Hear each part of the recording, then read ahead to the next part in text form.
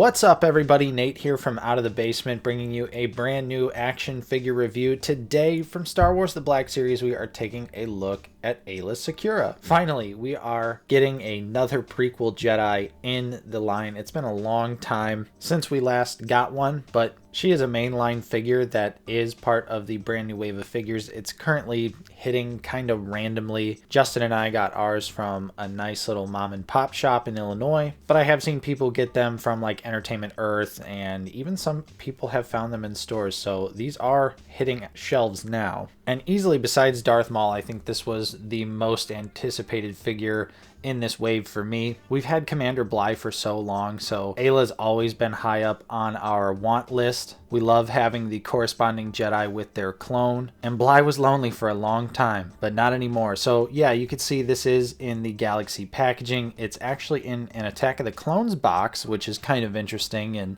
something I want to briefly mention a little bit later, but we do have the mural art on the side here, which looks very nice, and you can see some nice Attack of the Clones stuff going on in the background. We have her bio on the back of the package if you want to pause it and read it now. She is also only the third figure in the Attack of the Clones line. We seriously need to fix that. We've got the barcode on the bottom, nice little Black Series logo on the side. Nothing else going on here with the packaging, so we're going to take a look at her lightsaber and then we'll just jump into the figure.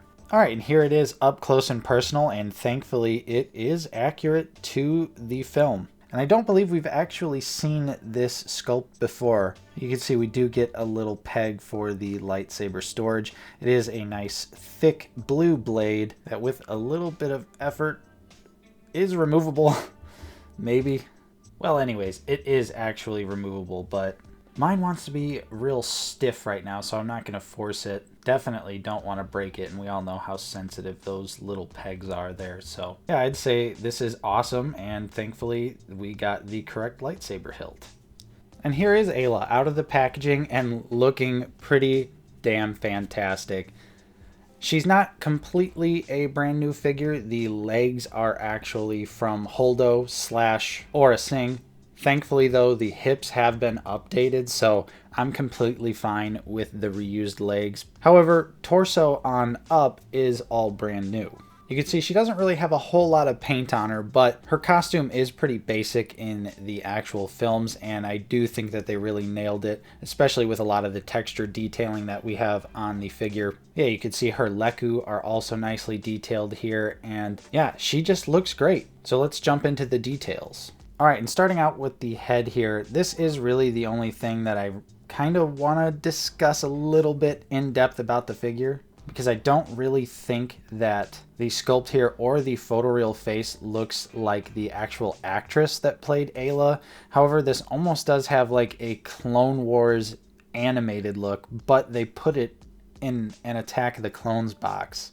Kind of feel like maybe they just threw her in there and she was meant for a Clone Wars line, because yeah, I really don't see the actress in here, but I still think it looks incredible though. The photoreal is really nicely applied, and of course this still looks like AAYLA to me. Yeah, she's got a nice consistent blue skin tone here. The stomach paint actually matches the plastic pretty well, and she does have tons of sculpted detail there on her top, and you can see it varies on the actual design, and then of course down on her sleeved arm here is also really nicely detailed. And I suppose I should point out the awesome headdress that she also wears there is really nicely detailed. And we do get a little bit more sculpting there on her belt piece. You can see the peg for the lightsaber storage.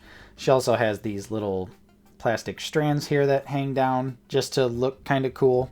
And then yeah, we do have those legs that we've seen a couple times here, but they are double jointed. They're not pinless, but I still think they're pretty awesome, especially since they fixed the hips on AAYLA here. So she gets some really great leg motion. And yeah, with that being said, I think they absolutely nailed the details. Outside of the weirdness going on with the face, she looks fantastic.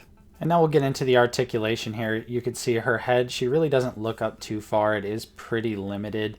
I think it's because the neck peg is so far deep into the actual head sculpt that it really actually kind of inhibits a lot of the movements. You do get a little side to side, and you can rotate her head all the way around, The Leku are pretty soft, so they're pretty easy to get out of the way, but as far as like an up and down motion, it is fairly limited on her. The shoulders do move all the way out though. She can rotate them around as well. They're pretty hard to see, but we do actually have butterfly joints on AAYLA, buried way deep in that sculpt. Always a nice and appreciated detail. We have the single cut elbow that gives you a way more than 90 degrees. We also have swivel at that elbow. And we have a gripping hand here that rotates around and has a vertical peg. And then we also have a trigger finger hand here that rotates around and has a vertical peg as well. Does this mean we're maybe going to see this and this reused for a Gaming Greats mission figure? I could see it. As far as a crunch is concerned, she really doesn't have anything going forward and does actually have quite a bit going back, which is pretty standard for a Black Series figure. A little disappointing that we couldn't get just a little bit more forward. I feel like if there's one thing articulation-wise Black Series could really improve on, it's the forward ab crunch, especially for an agile character like AAYLA. However, though, I'll show you some poses, and you'll see that it really doesn't inhibit too much posing. And with her fixed hips here, you can see the leg does kick out all the way forward, something Aura nor Holdo can do because of the horrible Y hip joint. We get full splits range, just a little bit of kickback, thigh swivel, a double knee that gives you 100% range of motion there. And moving down to the feet, they can go all the way down. She can move all the way up as well. And she has ankle pivot and peg holes. And she does actually have some really nice balance. Nice natural 1 foot pose there. Yeah, I really think the head is what really needs to be improved on this figure. Nice like leaping forward style pose. She can also grip the saber with both of her hands. And those butterfly joints and deep elbows there help to get her in really nice dynamic poses like this one. So yeah, I think there's a few things that could be tweaked as far as articulation goes, but overall, I still think you can really nail some awesome dynamic Jedi poses with her.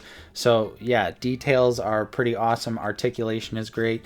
Now we just kind of need to seal the deal here and we'll do some comparisons. And we'll jump straight into the Jedi and clone action, starting out with Mace Windu and Commander Bly. We've also got Clone Wars Anakin and Captain Rex. Following those two up, we have Kit Fisto and Plo Koon, which these just look so fantastic together. And how could I almost forget about doing some actual Attack the Clones figures as well? So we've got Anakin and Obi-Wan here, then Padme and a Phase 1 2020 Clone Trooper.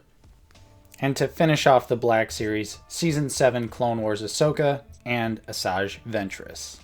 And lastly, for the comparisons, just for some import action coverage, we have the SH Figure Arts Mandalorian Season 2 Boba Fett and the Mafex Empire Strikes Back Boba Fett. So yeah, if you couldn't already tell, of course, I think AAYLA is an absolutely great figure. It is unfortunate they packed her into a Attack of the Clones box when clearly, to me, the figure looks more like a Clone Wars representation. I think it would have also been pretty cool to give her a second green lightsaber like we saw her in the old Battlefront game with. I know we didn't see that in the movie, but still would have been a nice cool detail, and maybe that means we're going to see a Gaming Greats version of AAYLA with 2 sabers here, but I just borrowed one from General Grievous for now. So yeah, I'd recommend this for any prequel fan. If you're out there collecting Jedi clones, any sort of thing from the prequel era, you definitely need AAYLA on the shelf. We got to support the prequel Jedi. We got to let Hasbro know that this is what we want in our 6-inch line. So yeah, that's my review. Hopefully you enjoyed it. If you did, don't forget to leave a like on this video. Subscribe if you are new. We're always talking about Star Wars The Black Series here on the channel.